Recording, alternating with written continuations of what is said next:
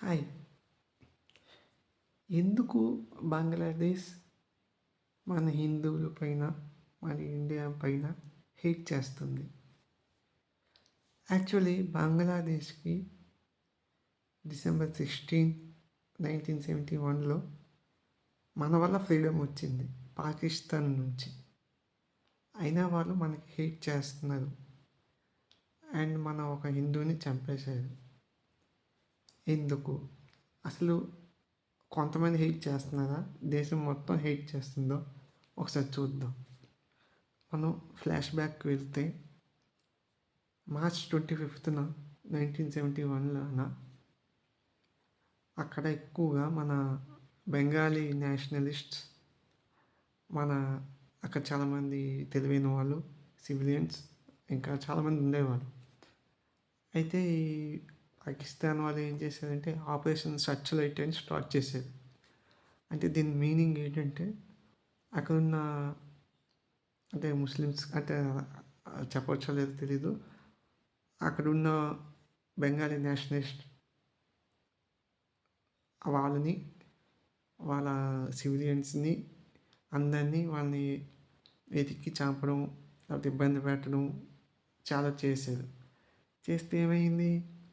ఒక్కసారి వాళ్ళు అది ఈస్ట్ పాకిస్తాన్ అంటారు. అది మన ఇప్పుడున్న బంగ్లాదేశ్‌ని.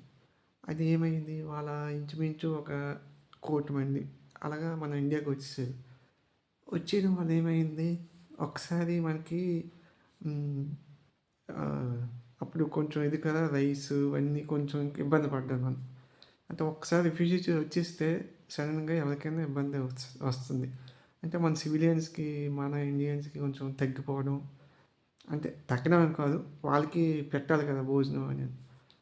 అయితే ఎందుకు ఇలా జరిగింది అని ఇందిరాగాంధీ గారు పీఎంగా ఉన్నప్పుడు ఇవన్నీ చూస్తున్నారు. చూస్తున్నప్పుడు ఇలా కాదు అని బెంగాలీలో ఒక ట్రూప్ ఉంటుంది. ఆ ట్రూప్‌ని వాళ్ళ పాకిస్తానీ ఆర్మీతో కొంచెం అడ్డుకట్ట వేయించారు. ఇలా చంపడం ఇవన్నీను. ఈ చంపడం ఇవన్నీ అడ్డుకట్ట వేయించడం, ఇబ్బంది పెట్టడం అంటే అడ్డుకట్ట వేయించడం, వాళ్ళ ఆర్మీని స్టాప్ చేయడం ఇదన్నీ పాకిస్తాన్ వాళ్ళకి నచ్చలేదు. నచ్చకపోతేమో ఏమైంది? వాళ్ళు December 3న మన 1971లోన ఎయిర్ స్ట్రైక్స్ చేశారు.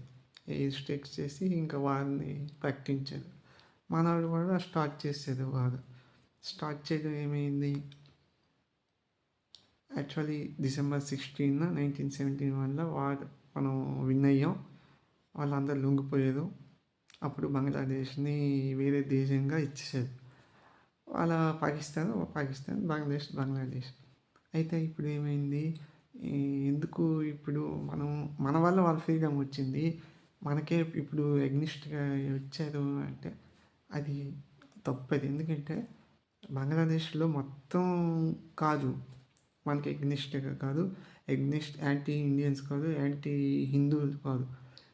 డ్యూ టు పాలిటిక్స్ అండ్ అది కొంచెం హై మెజారిటీలో కొంచెం వాళ్ళు ఉంటారు కదా మన హిందూస్ కాకుండా వాళ్ళ నుంచి నెక్స్ట్ వాళ్ళకి ప్రొవోక్ చేసినోళ్ళు అంటే వాళ్ళకి తినేసిన వాళ్ళు చెప్పిన వాళ్ళు వాళ్ళకి ఎక్కువ అయిపోయింది కదా అందుకు వాళ్ళు అలాగా ప్రవర్తిస్తుంటారు. అంటే పాలిటిక్స్ జనాలకి ఎలాగంటే వాళ్ళు ఏం చెప్తే అదేలాగా వెళ్తుంటారు జనాలు. ఎక్కడ చూస్తున్నాం అది. సో అలాగా అని మన హిందువులకి చంపడం, మనకి హేట్ చేయడం గట్రా చేస్తుంటారు. స్టూడెంట్స్ కూడాను వాళ్ళకి చదువుకున్నారు కానీ వాళ్ళకి ఇంకా అర్థం కాకపోవడం దురదృష్టకరం. నెక్స్ట్ అక్కడ ముస్లిమ్స్, హిందూస్ అందరూ బాగానే ఉంటారేమో అని నేను చదివాను, చూశాను. అంటే రీసెర్చ్ చేశాను. హిందూస్, ముస్లిమ్స్ అందరూ కలిసే ఉంటారు. అందరూ బాగానే ఉంటారు. ఎక్కువ పాపులేషనే ఉంది ఈ బెంగాలీ వాళ్ళు, మన హిందూస్ అందరూ.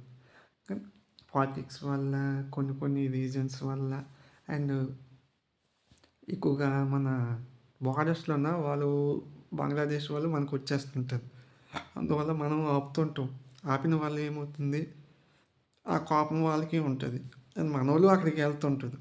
ఆ కోపం బోర్డర్స్‌లోనే అవన్నీ ఉంటాయి. అది కూడాను ఒక రీజన్. నెక్స్ట్ తీస్టా అని ఒక రివర్ ఉంటుంది.